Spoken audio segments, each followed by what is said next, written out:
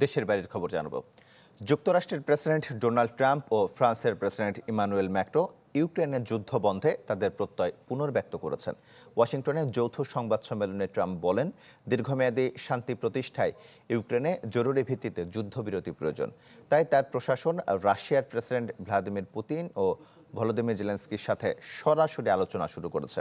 তিনি আরও বলেন, শান্তি চুক্তির খুব কাছাকাছি পৌঁছানো গেছে। তবে ইউক্রেনে দীর্ঘমেয়াদে নিরাপত্তা নিশ্চিত করতে হলে ইউরোপকে বৃহত্তর ভূমিকা নেওয়ার উপর জোর দেন তিনি।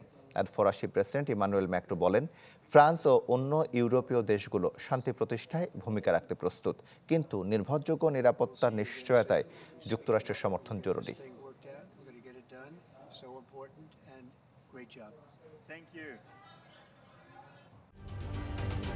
ঢালাইয়ে দৃঢ়তা, নির্মাণে নিশ্চয়তা।